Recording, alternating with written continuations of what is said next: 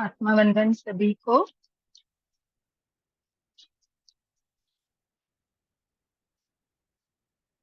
सभी ध्यानियों को आत्मा बंधन। आप सबका स्वागत है इस ध्यान सागर के शाम के सत्र में। इस मंच पर गोधूलिक बेला में मैं प्रीतिशा आप सबका स्वागत करती हूँ। जो जूम से जुड़े हैं और जो यूट्यूब से जुड़े हैं, मैं उन सबका स्वागत करती हूँ। जी, अब हम आज पहले ध्यान करेंगे एक 15-20 मिनट का। उसके बाद हम गरुड़ पुराण का शुरू करेंगे, है ना। चलिए, सब अपने अपने पोजीशन में बैठ जाएंगे। पैरों को फोल्ड करेंगे।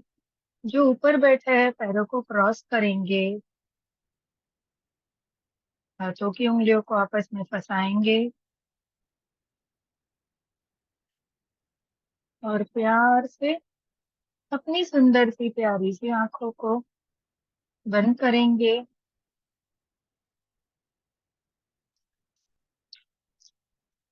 कुछ देर के लिए इस भौतिक जगत को भूल कर हम उस परलोक की यात्रा करेंगे।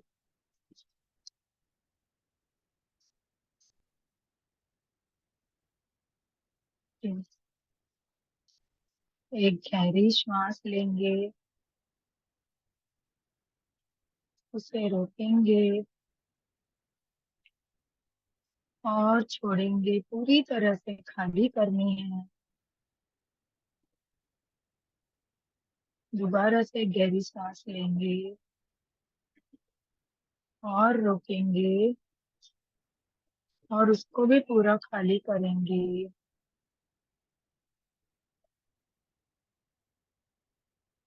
धीरे धीरे खुद को शांत करेंगे।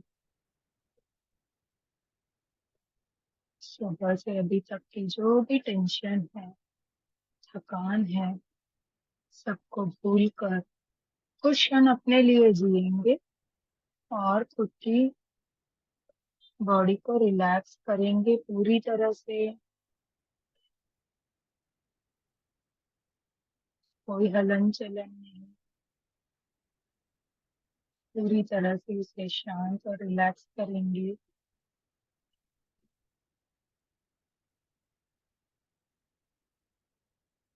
इन श्वासों पे ध्यान लेके आएंगे।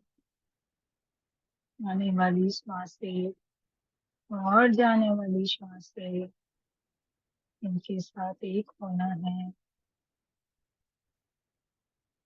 इनके साथ ताल से ताल मिलाकर चलना है। उनके रिदम और ताल को हमें समझना है।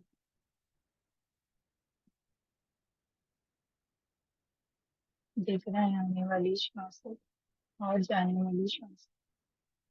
हमें कोई श्वास लेनी छोड़नी नहीं है दोस्तों। केवल हमें श्वासों के साथ बने रहना है। जो हमारी नेचुरल ब्रेथ है, स्वतः चलने वाली सांसें है, उसको देखना है वो किधर से आ रही है, किधर जा रही है।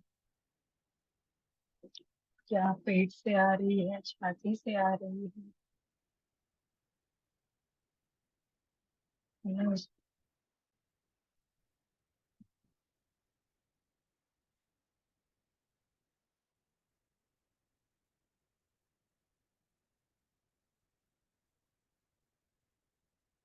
कोई श्वास छूटने ना पाए।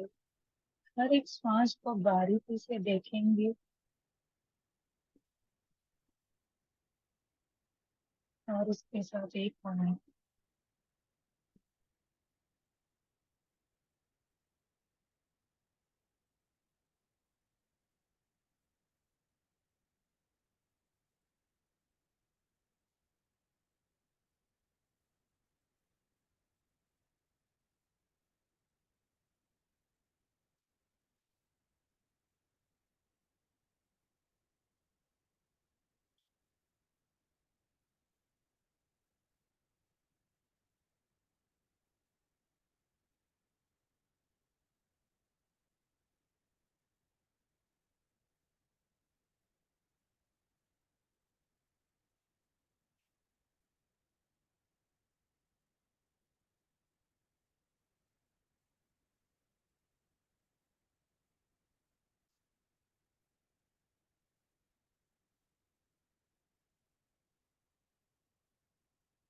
कोई सोच नहीं, कोई विचार नहीं, केवल अपने भीतर चलने वाली श्वासों पर पूरा ध्यान।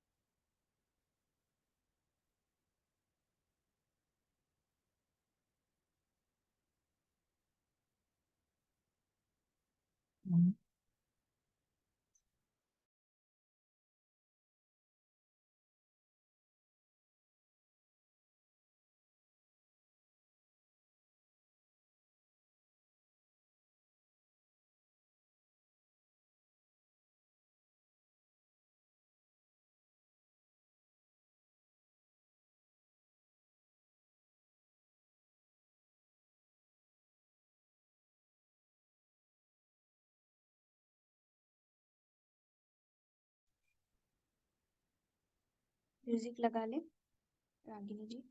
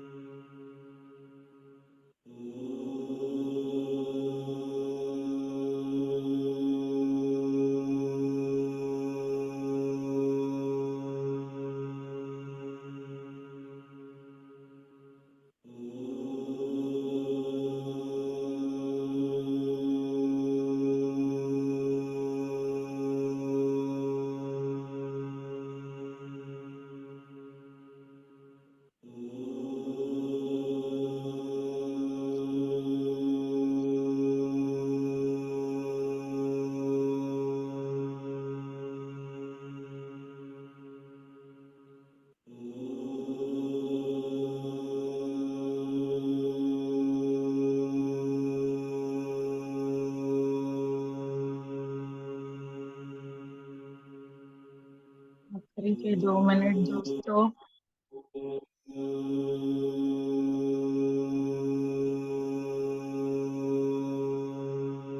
कोई भी अपनी आंखें नहीं खोलेंगे।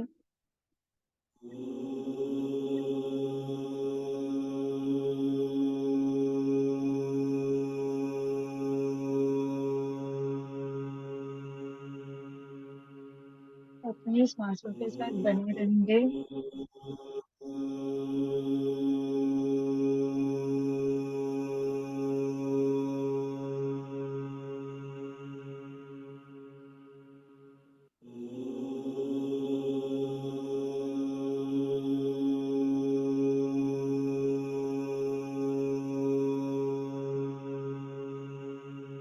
म्यूजिक बंद करेंगे।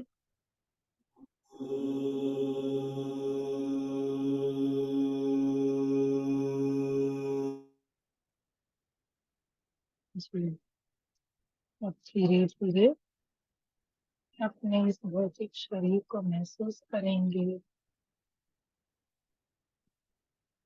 इस शरीर के चेतना को महसूस करेंगे।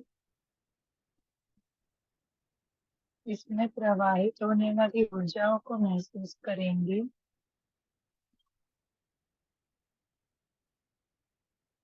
जो भी अभी ब्रह्मांड से उतर के आई है हमारे अंदर,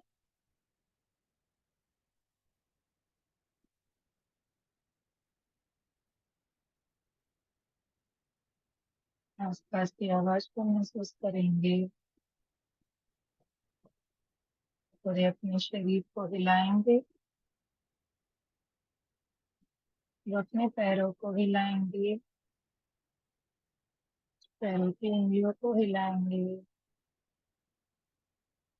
और धीरे से खोल सकते हैं।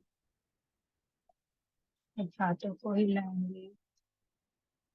हाथों की उंगलियों को हिलाएंगे और आप उसे भी खोल सकते हैं। अपनी दोनों हथेलियों को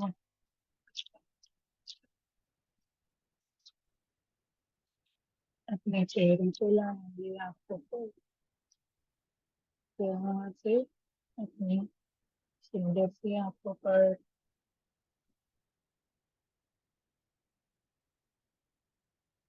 इसको पूर्ण महसूस करेंगे। तब अपनी आंखें हथेली में खोलेंगे और 2 सेकंड ऊर्जा को हमारे आंखों से अपने शरीर में प्रवाहित होने देंगे। आंखों को झपकाएंगे 2 से 3 बार। इसको पूर्ण करे वो बाहर आ सकते हैं और जो ध्यान में रहकर सुनना चाहते हैं वो ध्यान में बने रहेंगे और चेहरे को सहलाएंगे। अपने सारे शरीर पे ऊर्जा को प्रवाहित कराएंगे।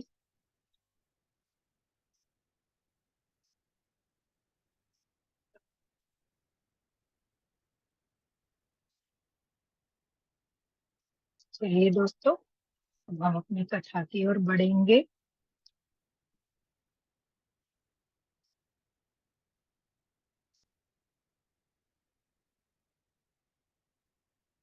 जैसे आज हम चौथा और पांचवा भाग एक साथ करेंगे, जिसका नाम है कर्म जो नरक का कारण बनता है और कर्म के अनुसार जन्म और रोग हमें क्या मिलते हैं। ठीक है, चलिए शुरू करेंगे। सभी को एक बार वंदन करेंगे। गणपति जी, गरुड़ भगवान, विष्णु भगवान, वेद व्यास जी, हमारे गुरु जी को, और शुरू करेंगे।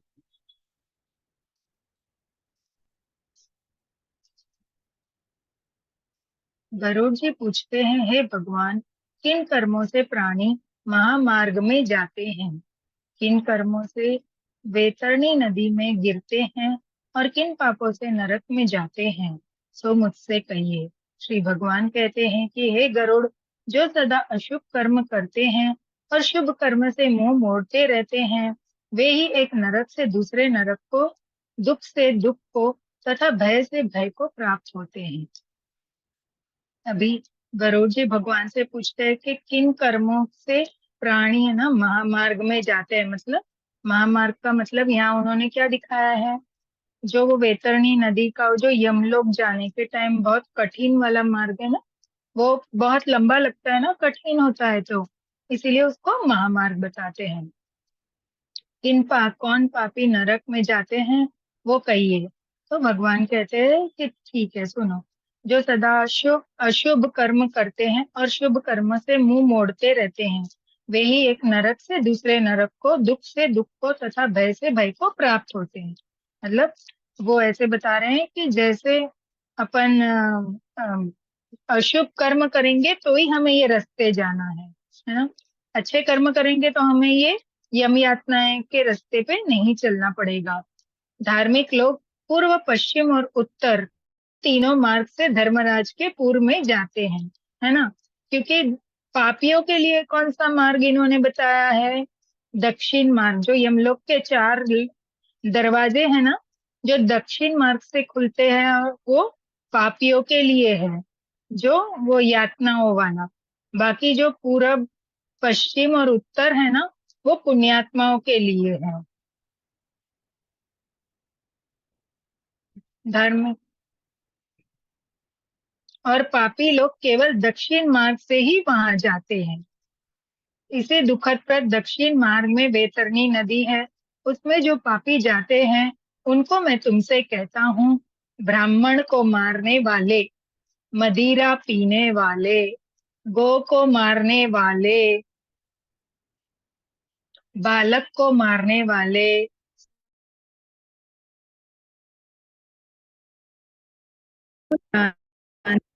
तथा छिपकर पाप करने वाले, ये सब कहाँ जाते हैं? घोर नरक में। और वे और गुरु, देवता, ब्राह्मण, स्त्री और बालकों के धन को चुराने वाले, तथा जो कर्ज लेकर नहीं देते हैं और धरोहर रखकर फिर नहीं देते हैं, तथा विश्वासघात करते हैं, वे लोग जो अन्न में जहर देकर मारने वाले हैं, इसी प्रकार जो केवल दोष को ग्रहण करने वाले हैं और गुणों की तारीफ नहीं करने वाले, गुणियों से ईर्ष्या करने वाले, नीचों में अनुराग करने वाले, मूढ़ सत्संगी से रहित, तीर्थ सज्जन, अच्छे कर्म और गुरु देवताओं की निंदा तथा पुराण, वेद, मीमांसा, न्याय और वेदांत की बुराई करने वाले, किसी को दुख देकर प्रसन्न होने वाले और हर्षित देखकर दुखी होने वाले, खोटे वचन बोलने वाले, सदा दुष्ट चित्त रहने वाले, ये इन्होंने पापियों के गुणों को हमें बताया है कि ऐसे लोग दक्षिण मार्ग से ही यम यातना सहकर यमलोक जा सकते हैं। तथा हितकारक वचन और शास्त्र की बात को कभी न सुनने वाले एवं अपने को बहुत बड़ा समझकर मूढ़ होकर भी अपने को पंडित मानने वाले, ऐसे लोग तथा अन्य बहुत से धर्म से रहित पापी दिन रात रोते हुए यम मार्ग में जाते हैं, तथा यमदूतों से ताड़ित होकर वैतरणी नदी में जाकर जो पापी लोग उसमें गिरते हैं, उनको मैं तुमसे कहता हूँ। अभी ये वैतरणी नदी में कैसे कैसे पापियों को डाला जाता है, ये हमें बता रहे हैं विष्णु भगवान गरुड़ जी को। उनको माता पिता, गुरु, आचार्य और पूज्य का जो अपमान करते हैं, वे उस वैतरणी नदी में डूबते हैं। जो मनुष्य पतिव्रता, शीलवती, अच्छे कुल वाली और नम्र स्वभाव वाली स्त्री को वैर से त्याग देते हैं, वे वैतरणी नदी में पड़ते हैं। सज्जनों के हजारों गुणों में जो दोष लगाते हैं और उनका वैतरणी नदी में पड़ते हैं।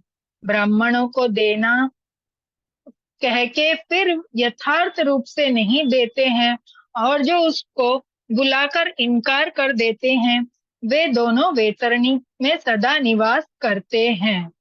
जो दान देकर छीन लेता है या दान देकर पश्चाताप करता है, अथवा दूसरों की आजीविका छीन लेता है या दान देते को रोकता है, वह भी वैतरणी नदी में पड़ता है। जो यज्ञ का नाश करता है तथा कथा में भंग करता है और जो खेत की सीमा को हरता है तथा गौ चराने की भूमि को जोतता है, जो ब्राह्मण होकर गुंड खांड गुड़, खांड, तेल, नमक, घी, दूध आदि रसों को बेचता है और जो 5 प्रकार की वृषली स्त्री का पति होता है तथा वेदोक्त यज्ञ से अन्यत्र अपने लिए पशुओं को मारता है, वह वैतरणी नदी में पड़ता है। ये अभी वैतरणी नदी में कैसे कैसे लोग को डुबाया जाता है, वो हमें बता रहे हैं।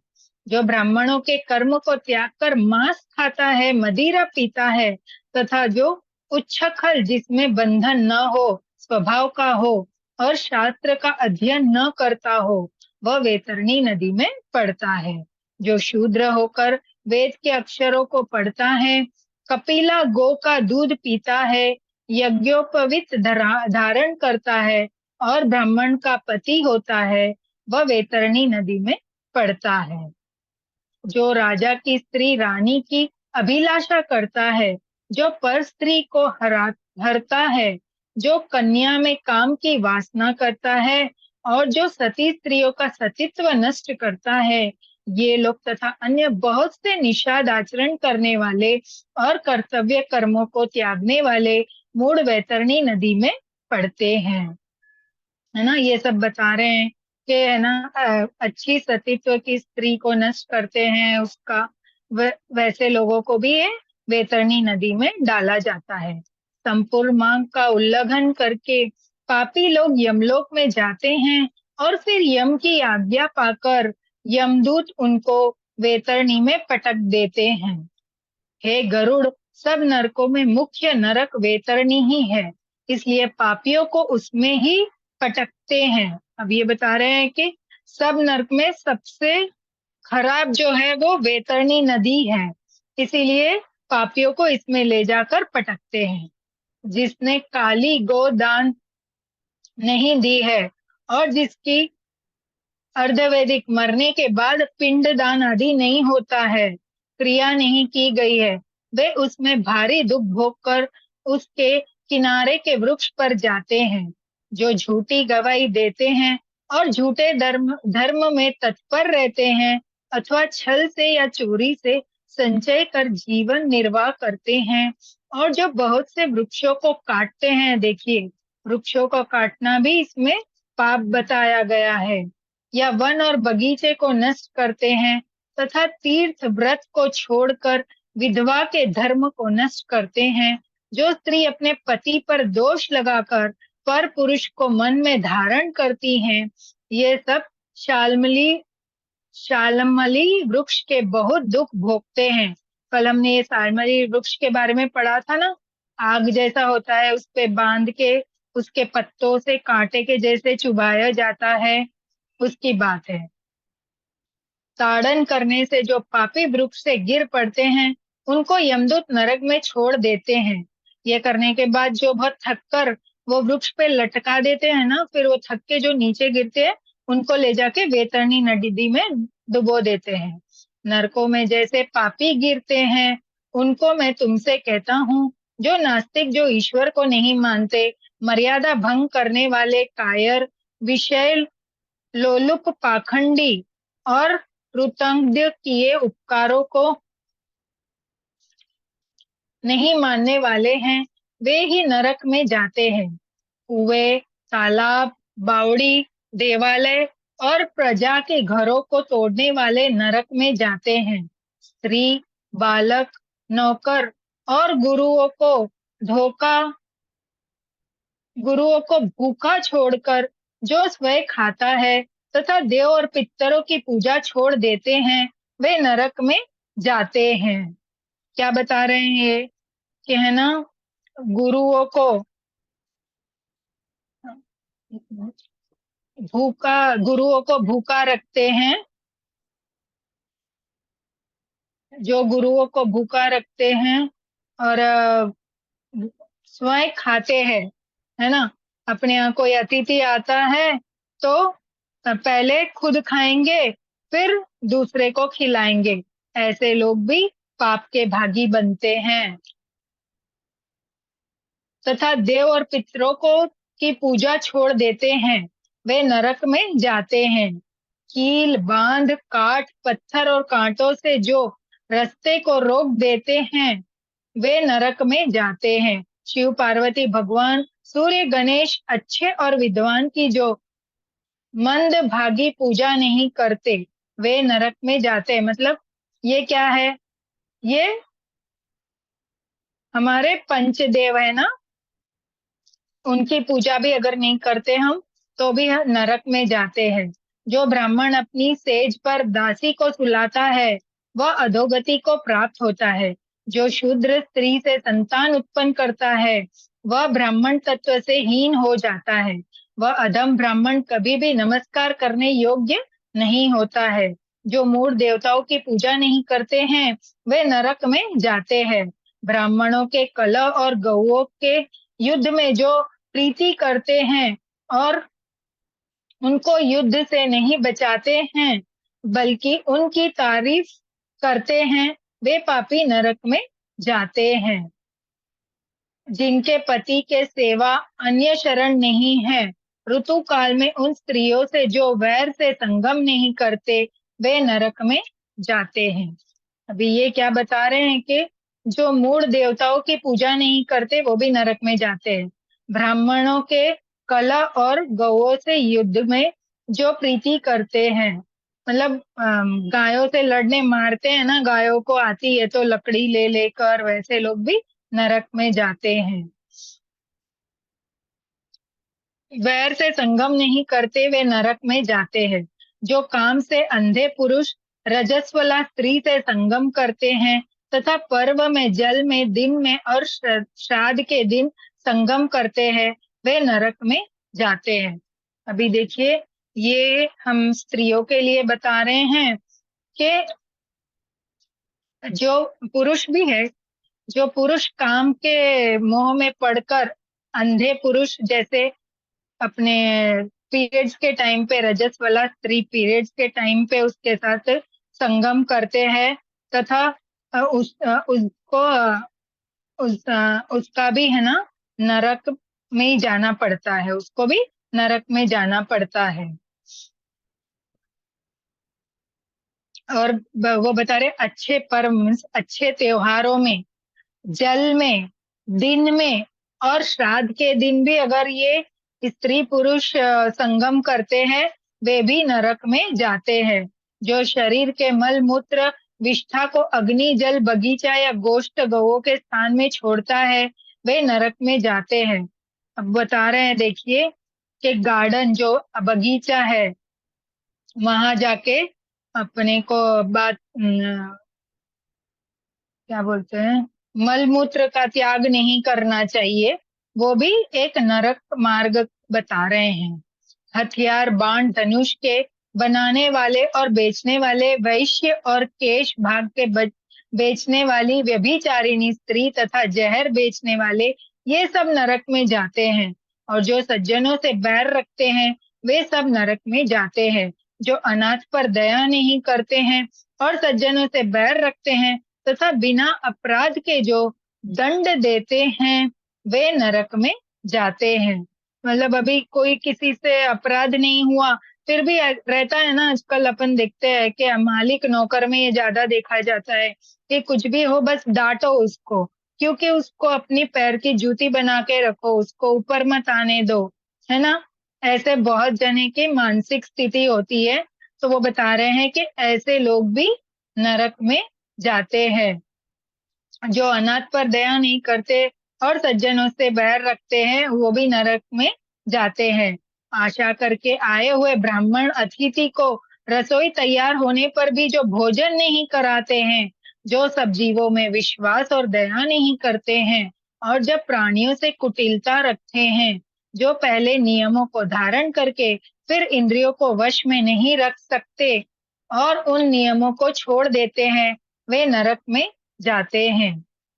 ये बहुत जने से होता है भाई ये अपराध, ध्यान रखो, क्योंकि हम आवेश में आकर कुछ भी कर लेते हैं ना, संकल्प जैसे कि मैं ये उपवास करूंगी, फिर अरे यार मुझे तो भूख लग रही है, मैं तो ये नहीं कर पा रही हूँ। स्पेशली ये करवा चौथ के दिन देखा गया है स्त्रियां भूखी रहना चाहती है, अरे यार चांद नहीं निकल रहा है पर अब मुझसे तो भूख सहन नहीं हो रही है।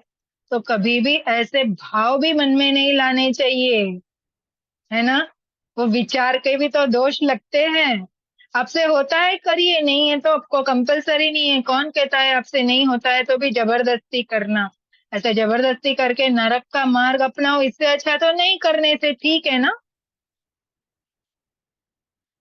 आध्यात्म विद्या को देने वाले गुरु को और पुराण बांचने वाले को जो नहीं मानते हैं, मित्र से बैर करने वाले, प्रीति का त्याग करने वाले और आशा भंग करने वाले, ये सब नरक में जाते हैं।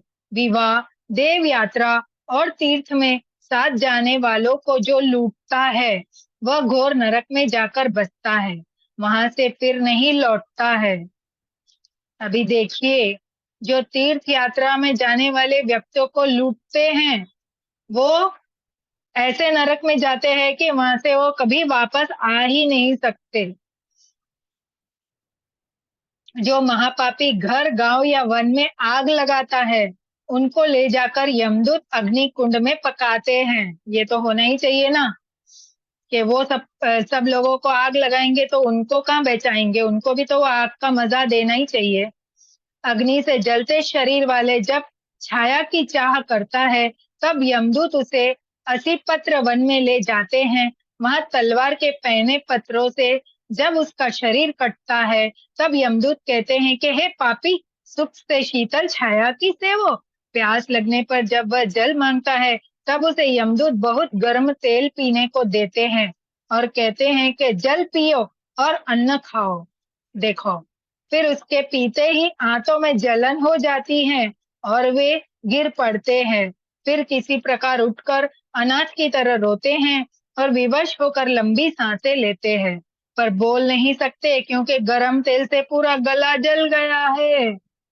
गरुड़ इस प्रकार संक्षेप में पापियों की बहुत सी यातनाएं कही हैं। उनको विस्तार पूर्वक कहने से क्या है, वे तो सब शास्त्रों में कही गई हैं। इस प्रकार हजारों स्त्री पुरुष प्रलय काल तक घोर नरक में पचाए जाते हैं। फिर उस पाप का अक्षय फल भोग कर वही नरक में पैदा होते हैं, अथवा यमराज की आज्ञा से पृथ्वी पर आकर स्थावर आदि की योनि में उत्पन्न होते हैं।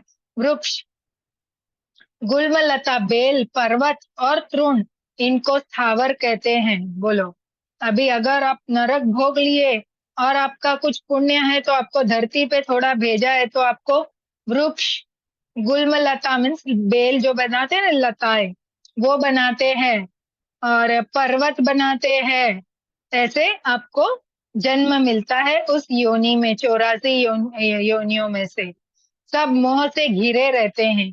कीड़े, पशु, पक्षी, जलचर और देवता, ये 84 लाख योनियों में कहे गए हैं, है ना।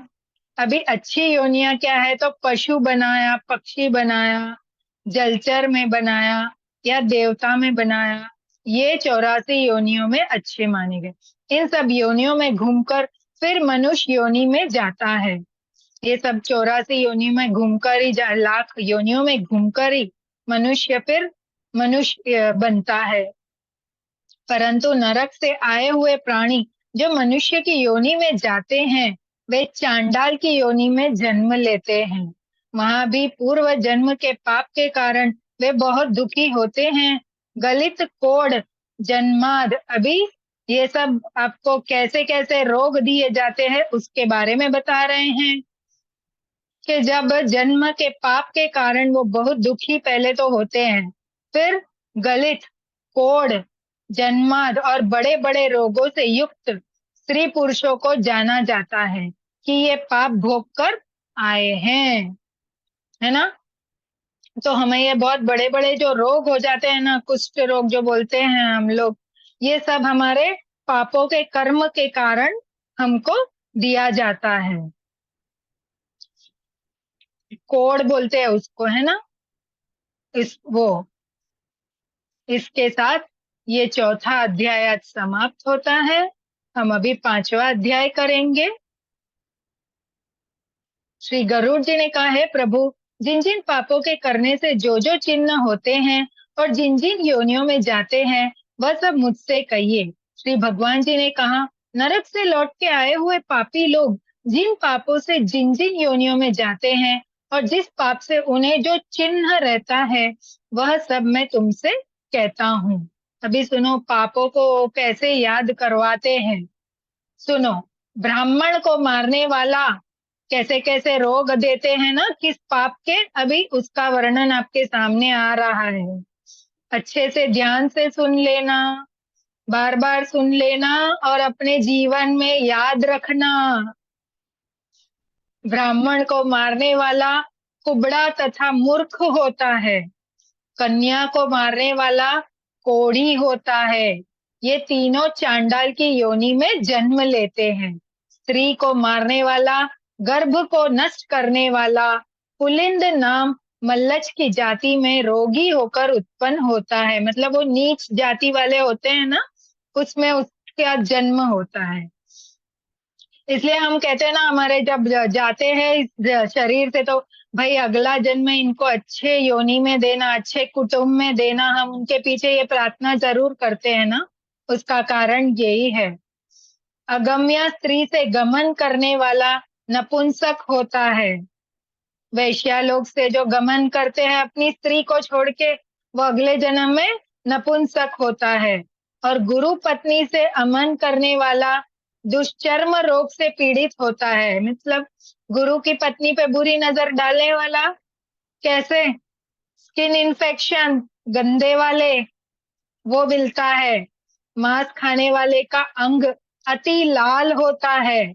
अभी कोई बहुत लाल लाल दिखे, पिंक पिंक, हम खुश होते हैं ना, अरे वाह कितना सुंदर है, कितना लाल है। अब से पता चल गया ना, लाल अंग वाला क्या है, वो पापी है। पहले जन्म में उसने क्या खा के आया था, मांस खाने वाला था वो। इस जन्म में उसको इसलिए वो मांस के कलर का अंग दिया गया है। अंग अति लाल। मदिरा पीने वाले के दांत काले होते हैं। अभी हम जिसको भी देखेंगे ना, अच्छे से देखेंगे, अरे भाई इसने क्या क्या पाप किया, हमको पूरा चिट्ठा मिल जाएगा, है ना। उनका पूरा खुला चिट्ठा मिल जाएगा कि ये क्या क्या पाप करे। इसके दांत काले हैं कि भाई ये मदिरा पिया था पिछले जन्म में खूब। जो ब्राह्मण जीभ की चंचलता से अभक्ष्य भक्षण करते हैं, उनका पेट बहुत बड़ा होता है। ब्राह्मणों का तो होता ही है, क्योंकि वो हर जगह खाते ही है। जो दूसरों को न देकर स्वादिष्ट वस्तु स्वयं खाता है, वह गलगंडा रोग से पीड़ित होता है। अब गलगंड मतलब वाणी से ठीक नहीं होता, तोतरा के बोलता है, हकला के बोलता है, हकले हकले लोग, वो जो खुद स्वादिष्ट भोजन खाते हैं और किसी को नहीं देते ना, वो ऐसे तुतले हकले बनते हैं। शाहरुख खान भी शायद। जो श्राद्ध में अशुद्ध अन्न देता है, वह सफेद कुष्ठ से पीड़ित होता है। अभी जब हम श्राद्ध सारते हैं ना, उसमें हम पवित्रता का बहुत ध्यान रखना पड़ता है।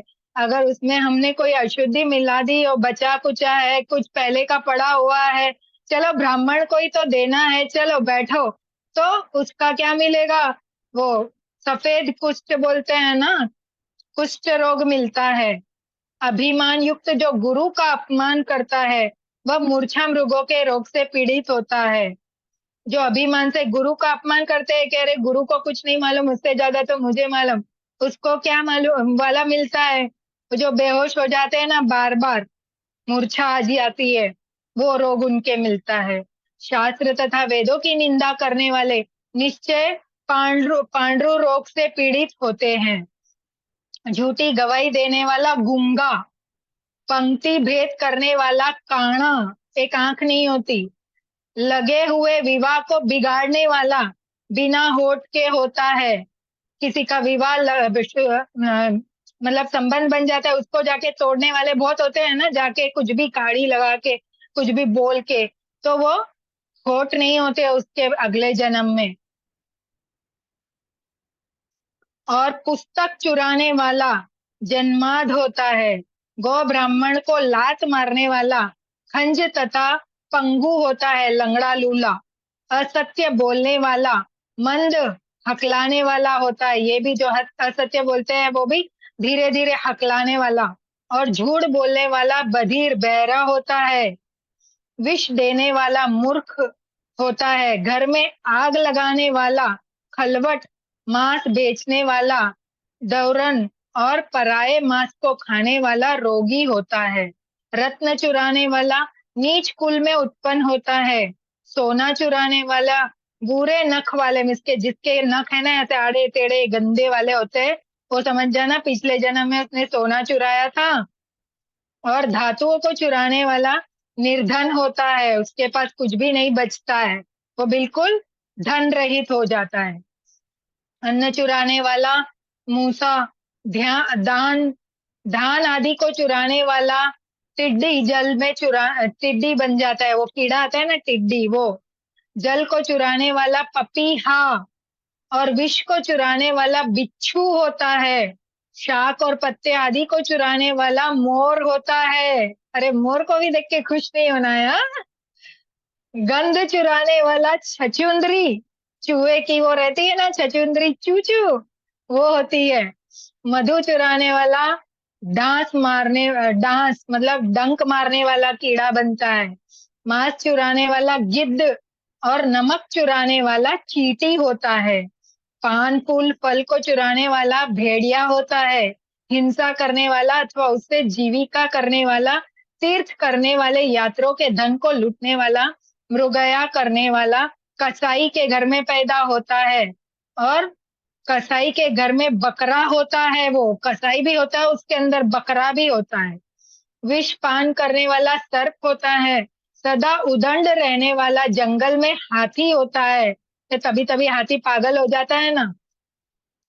बलि वैश्य देव करने वाले ब्राह्मण जो नीच अन्न भोजन करते हैं, मतलब बलि देने वाले जो ब्राह्मण, वो जो बोलते हैं ना कि ये जो अपन पितरों का भी भोजन जो ब्राह्मण को खिलाते, वो हर एक ब्राह्मण लोग नहीं लेते हैं उसको। वो जो ब्राह्मण लेते हैं ना, उनको बहुत सारे अपने कार्य करने पड़ते हैं, तभी जब वो सिद्ध होते हैं तभी वो ये भोजन को ग्रहण करते हैं। मतलब ये पितृ कार्य वाले हर ब्राह्मण नहीं उसको स्वीकार करते हैं। जो ब्राह्मण संध्या और गायत्री का जप नहीं करते, और जिनका अंतःकरण मलिन है, ऊपर से स्वच्छ बने रहते हैं, वे बगुला का जन्म लेते हैं। जो शूद्रों से यज्ञ कराते हैं, वे गांव के सुअर होते हैं। बहुतों के पुरोहिती करते हैं, वो गधे होते हैं। बस कुछ आता नहीं फिर भी कुछ भी जाके बोलना है, तो वो गधे होते हैं। और जो बिना निमंत्रण के भोजन करते हैं, वे कौवे होते हैं। जो सुपात्र ब्राह्मण को विद्या नहीं देते हैं, वह बलवान बलि वर्द बैल होते हैं। और जो शिष्य गुरु की सेवा नहीं करता है, वह पशु योनि को पाता है। गुरु को जवाब देने वाला और विवाद करके ब्राह्मण को जीतने वाला ब्रह्म राक्षस होता है। कहकर जो ब्राह्मण को दान नहीं देता, वह सियार। जो सज्जनों को सत्कार नहीं करता, वह पेटकार और की योनि को प्राप्त करता है। मित्र से द्रोह करने वाला पहाड़ी गिद्ध बनता है। धोखा देकर खरीदने वाला उल्लू, वर्णाश्रम की निंदा करने वाला कबूतर, आज्ञा भंग करने वाला, स्नेह को भंग करने वाला, द्वेष से स्त्री को चुराने वाला मोर, द्वेषवश स्त्री का परित्याग करने वाला चिरकाल तक चकवा चकवी होता है। अभी ऐसे होता है ना कि कोई बेचारी का कारण नहीं होता, फिर भी उसको कोई दूसरी स्त्री भाग गई तो अपनी स्त्री को छोड़ के उसके पास चले गया, वो चकवा चकवी बनता है। माता पिता गुरु भाई और बहन से बैर करने वाले हजारों जन्म लेते हैं। देखिए, अपने परिवार से बैर कभी मत करिएगा, हजारों जन्म लेने पड़ते हैं, 84 लाख योनियों में से हजारों जन्म लेने पड़ते हैं, और गर्भ में नष्ट हो जाते हैं। किसी के कोख में आके जो नष्ट हो जाते हैं, वो ये अपने परिवार के साथ बैर रखने वाले होते हैं। सास को गाली देने वाले जोक, भाई सुन लो बहुए, सास को गाली देने वाले जोक बनेंगे। नित्य कला करने वाली और अपने पति को धिक्कारने वाली ढील जुबा वाली होती है। जो स्त्री अपने पति को छोड़कर दूसरे पुरुष से प्रीति करती है, वह गोह अथवा दो मुंह की सांपिनी बनती है। अपने गोत्र को भ्रष्ट करने वाले, अपने गोत्र की स्त्री में गमन करने वाले तरशु और शल्की होकर भालू की योनि में उत्पन्न होते हैं। तापस स्त्री से गमन करने वाला पुरुष मरुस्थल में पिशाच की योनि पाता है। जो ऋतुमती नहीं होती है, ऐसी स्त्री से भोग करने वाला वन में अजगर होता है। गुरु की स्त्री से भोग करने वाला विष खोपड़ा राजा की स्त्री से गमन करने वाला दुष्ट और मित्र की स्त्री से गमन करने वाला सुअर, वृषली गमन करने वाला बैल और महाकामी तथा लंपट घोड़ा होता है। मृतक से एकादशः के दिन भोजन करने वाला, मतलब 11वें दिन, जो मृतक के घर 11वें दिन का भोजन लेता है, वह कुत्ता, और देवताओं के बागों को खाने वाला मुर्गा होता है। जो ब्राह्मण द्रव्य के लोभ से देवताओं का पूजन करता है वह देवलक कहा जाता है। और जो देव कार्य तथा पितृ कार्य में निंदित होता है, महापातकों से युक्त होकर जो प्राणी घोर नरकों का उपभोग करके पाप कर्म के क्षय होने पर इस संसार में पुनः आते हैं, फिर भी वे महापातक की ही होते हैं। ब्रह्म हत्या करने वाला मनुष्य गधा, ऊंट और भैंसे की योनि में उत्पन्न होता है। मदिरा पीने वाला भेड़िया, कुत्ता और सियार की योनि पाता है। सोना चुराने वाला कीड़ा मकोड़ा पतंगा आदि की योनि पाता है। गुरु पत्नी में गमन करने वाला क्रम से तृण लता वृक्ष आदि की योनि पाता है। दूसरों की स्त्री को हरने वाला, दूसरों की धरोहर को पचाने वाला, देवता ब्राह्मण के धन को हरने वाला, ब्रह्म राक्षस का धन 60 पीढ़ी तक जला देता है।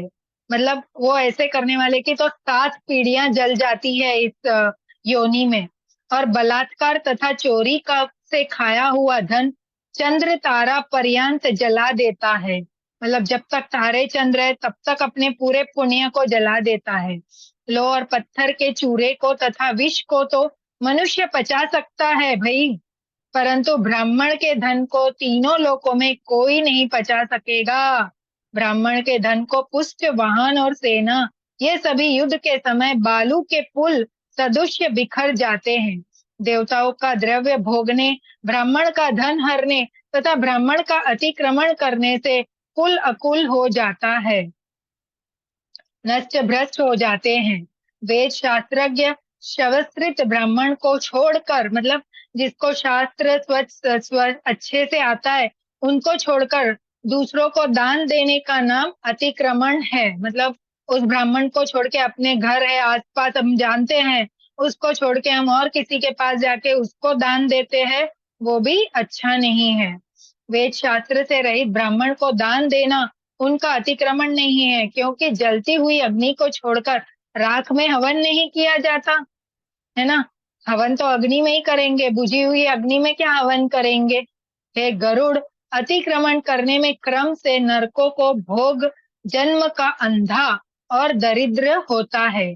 दान देने वाला नहीं होता, अपितु मांगने वाला होता है। मतलब वो फिर अगले जन्म में दान देने वाला नहीं, मांगने वाला होता है। अपनी दी हुई अथवा और की दी हुई पृथ्वी को जो छीन लेता है, मतलब दान में दी हुई जमीन भी जो छीन लेते हैं ना एक दूसरे से, वे 60,000 वर्ष तक विष्ठा के कीड़े होते हैं। जो अपने दिए पदार्थ को स्वयं छीन लेते हैं, वह पापी प्रलय काल पर्यंत नरक में वास करता है। भूमि और जीविका देकर उसे अक्षुण्ण बनाने की यत्न से चेष्टा करे। जो रक्षा नहीं करता है बल्कि स्वयं ले लेता है, वह पंगु कुत्ता, लंगड़ा कुत्ता होता है। ब्राह्मण की जीविका करने में लाख गो देने का पुण्य होता है, और ब्राह्मणों की जीविका हर लेने से मरकट कुत्ता, मतलब बीमार और ऐसे बहुत बीमार जैसा, ऐसे मरकट बोलते हैं ना जिसमें जान नहीं, वैसे कुत्ता और बंदर होता है। हे गरुड़, उपयुक्त कहे हुए ये सभी चिन्ह और योनियां अपने कर्म द्वारा प्राप्त है, जो देहधारियों में दिखाई देती हैं।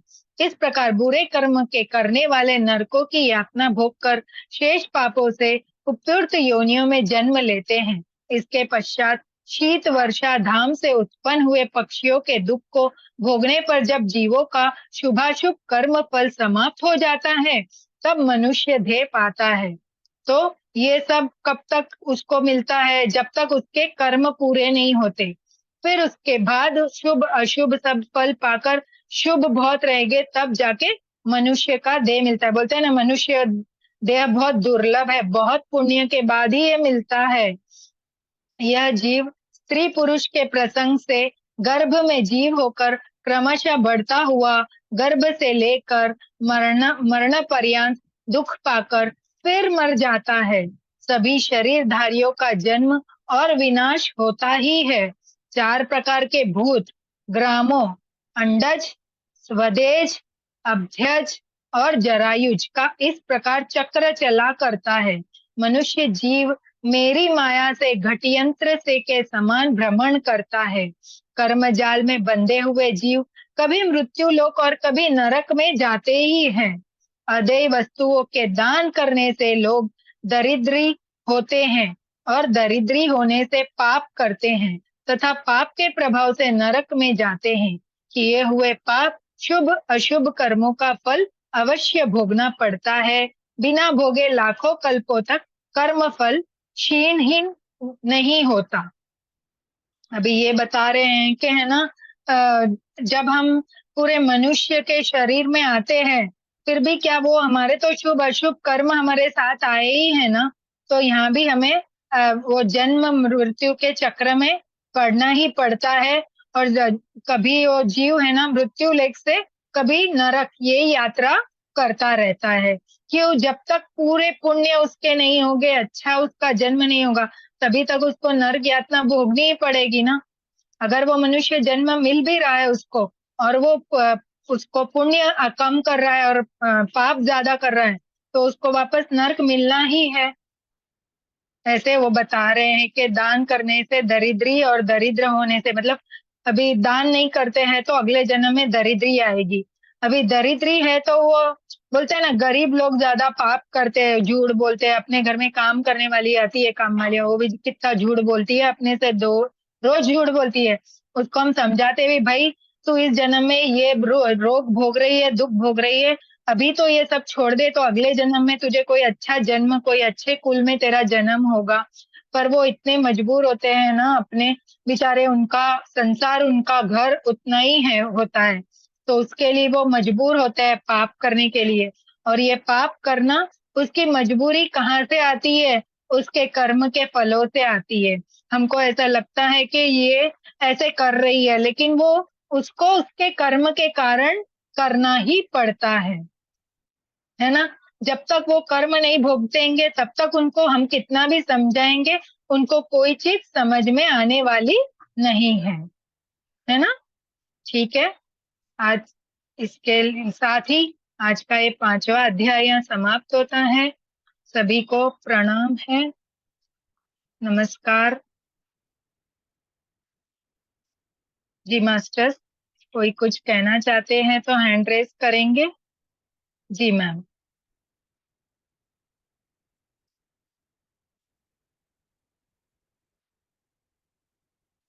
जी मैम। जी, आत्मवंदन। आत्मवंदन मैम। बोलिए हाँ, मैम। बहुत अच्छा लग रहा है। मैं पहली बार सुन रही थैंक हूँ यू। ये। हाँ, हाँ, वही मैम, ये बोलते हैं ना कि ये पुराण है ना सबसे टफ वाला पुराण है 18 पुराणों में। ये कितना जल्दी से कितने कोई अध्याय सुनाता इसमें, नहीं है। कितने कितने चैप्टर है? 16। 16। 16 है। पूरे हाँ, सुनना पड़ता क्या ये? सुने तो अच्छा ही है ना मैम। अच्छा, कभी हाँ, सुना क्योंकि नहीं कुछ है। भी, हाँ पूरा कभी भी पूरा अच्छा होता है ना, आधा ज्ञान अच्छा नहीं होता है ना। यस यस, बराबर है। हाँ हाँ। हाँ, और ये यस, पुराण आपको हर कोई नहीं सुनाता है, आप देखोगे ना तो सब पुराण आपको कोई ना कोई, शिव पुराण, विष्णु पुराण, यस भागवत के, यस। पर ये वेद पुराण पुराण जल्दी नहीं से कोई सुनाता नहीं कोई। सुना।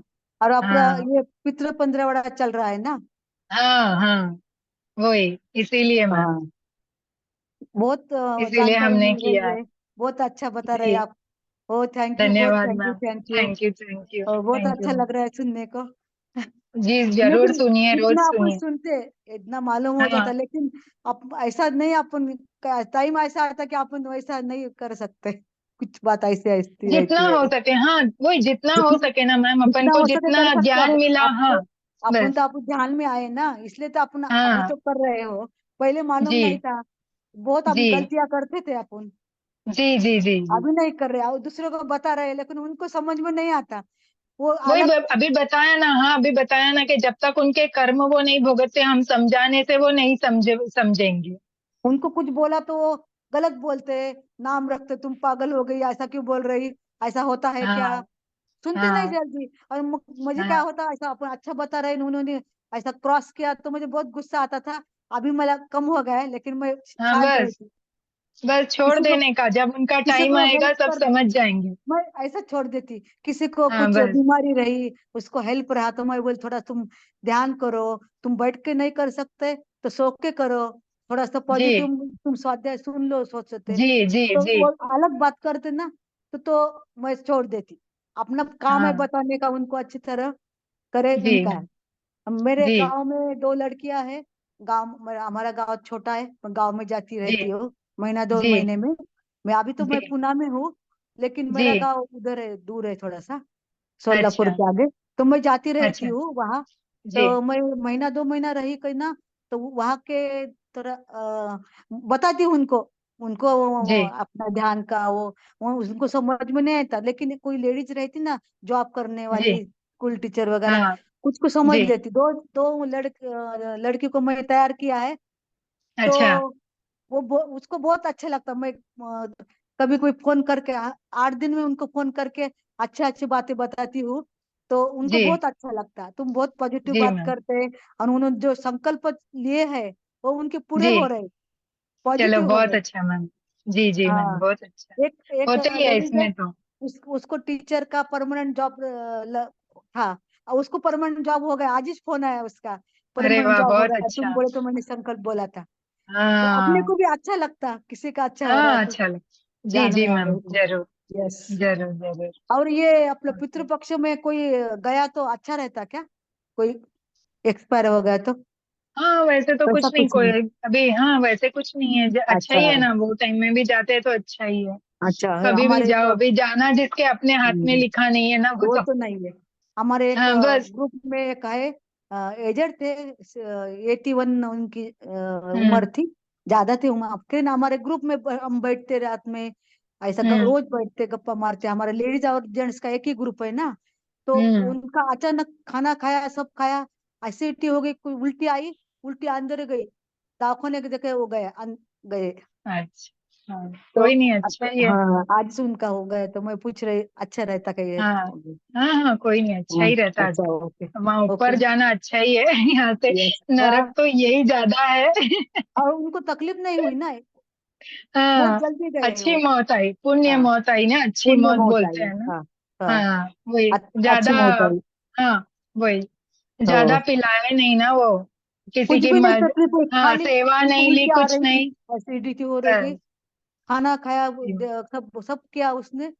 दोपहर में ऐसा हो गया, दवाखाने में लेके गए तो गए बोल रहे, वो जी उल्टी जी अंदर गई ना, उसका विष बन गया अंदर, जी जी जी ऐसा हो गया। कुछ तो जी ये हो जाता है ना, भगवान अपने या ऊपर नहीं लेता। वो जी बहाना हो सही गया है। उल्टी का, एसिडिटी का, लेकिन हाँ सही सही। चले गए अंदर। जी जी बहुत मैम। अच्छा, बहुत बहुत धन्यवाद मैम, बहुत अच्छा समझा थैंक रहे। You so much. बहुत थैंक यू आपको। Thank you ma'am. यस। सब मास्टर्स का है, अपना धन्यवाद। क्या है, उन्होंने यस। मैसेज दिया मुझे, तो मैं यस। आई करने आपके सामने, आप सब लोगों का साथ मिल रहा है। आपकी बहुत और क्या। एनर्जी है, बहुत एनर्जी है थैंक यू मैम, आपकी। Thank you yes. So much. मैं 2008 से कर रही हूँ ना मैम ध्यान। अच्छा, मैं पत्री नहीं, जी के मैं साथ रही हुई हूँ 2021 मैं। से। अच्छा। पत्री जी के साथ रही हुई हूँ मैं। अच्छा, ओके। वो तो बहुत ऊर्जा हम्म। है आपके पास। हाँ यस। जी। मैं ज्यादा नहीं, मैं 2021 से कर रही थी, लेकिन ये 2 साल से मैं रेगुलर कर रही। चलो बहुत पीएमसी अच्छा, रोज महाराष्ट्र में जुड़ी, करिए। हाँ पीएमसी महाराष्ट्र में जुड़ी हुई। तो ये अभी रामेश्वरी है ना, मास्टर रामेश्वरी। हाँ हाँ। अभी 15 दिन पहले उनकी पहली बार मुलाकात हो गई थी। वो भी अच्छा मेरा हमारा ये है, लेने चलो गई, तुम बहुत करो अच्छा। हमारे ग्रुप में। तो उन्होंने ही हाँ भेजा है लिंक, तो मैं अभी ज्वाइन हो रही हूँ, ओके जाने के लिए थैंक यू दिया मैम, है। Thank you so yes. Much. जी। ओके। जी और धन्यवाद। कोई मास्टर, धन्यवाद मैम धन्यवाद। और कोई मास्टर्स।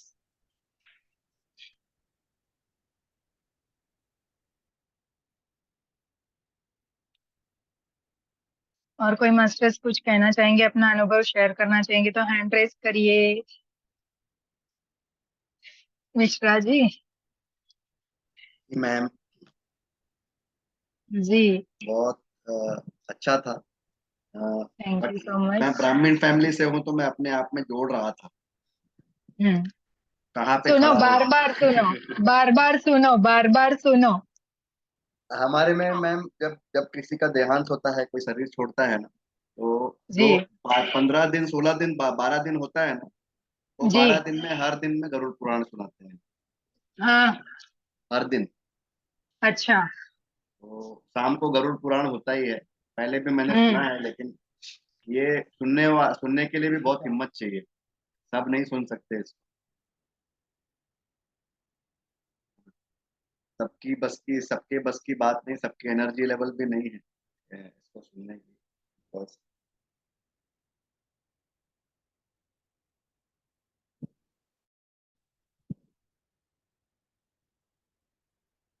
कहीं बाहर जा रहे हैं क्या मैम? म्यूट है आप मैम। एक मिनट, हाँ, एक सेकेंड प्लीज।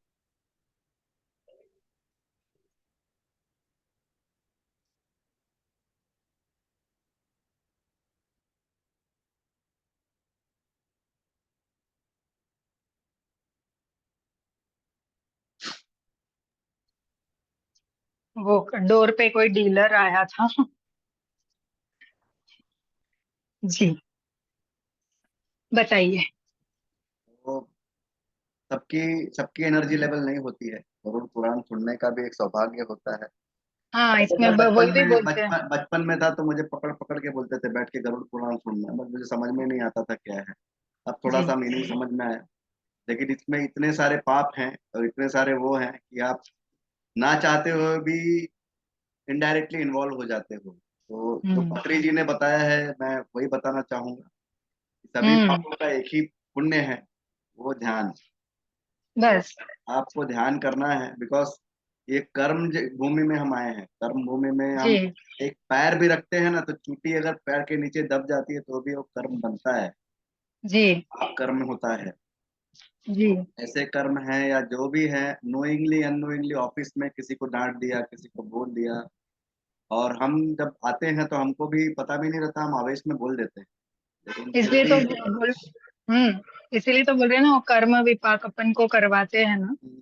अब उस टाइम में ही सॉरी बोल दो ना। सॉरी आपको जैसे पता चला, बस सॉरी थैंक यू बोलते चलो। होपोनोपोनो कर देते हैं तुरंत। हाँ, बस फिर क्या लिखा थोड़ी जाएगा, वो इरेज हो जाएगा, इरेज भाई। चलो, इसने मांग ली माफी, पश्चाताप लग गया इसका। थैंक यू मैम, आपका वर्ड और आपका सो जो मच। क्लैरिटी है बहुत अच्छा है। और थैंक यू। साक्षात विष्णु जी ऐसा लगता है, क्योंकि आपके एक्सप्रेशंस बहुत, ऐसा लगता है यमराज जी कभी कभी आए हैं, बता रहे हैं भाई कि आओ तुम्हारे लिए ऐसा है। तो आप जो बता रही हैं डेफिनेटली, या तो चित्रगुप्त ने बताया है, चित्रगुप्त जो लिखता है यमराज जी को, मैं उनका पद भी दे सकता हूँ आपको। यमराज जी तो थैंक यू। बहुत बड़े हैं, बट चित्रगुप्त जो है हाँ, बहुत अच्छी तरह से लिखता है और बताते हैं। बराबर। बहुत कुछ है मैम। हम देखते हैं लेकिन फॉलो नहीं हो पाता है। हम्म फॉलो करना चाहिए। ब्राह्मण फैमिली वाले को खासकर मुझे तो बहुत कुछ फॉलो करना चाहिए। मैं अभी इससे सुनने से भी मुझे लगता है कि और कुछ और भी क्वालिटी लाना पड़ेगा। जी जी। Thank you ma'am, thank you very much. Thank you so much, thank you जी। और कोई मास्टर्स? ये तो आज बहुत लेट हो गई है, लीव करेंगे। और रात के 9 बजे में रामेश्वरी मैम के साथ लक्ष्मी सर्कल में मिलेंगे, दिया और मोमबत्ती के साथ, है ना? क्योंकि अभी संकट चतुर्थी है ना आज, मंदिर में अभिषेक में जाना है। ठीक है, चलिए। थैंक यू सो मच सभी को, आत्मा वंदन। जूम और यूट्यूब से जुड़ने वाले सभी ध्यानियों को थैंक यू, धन्यवाद।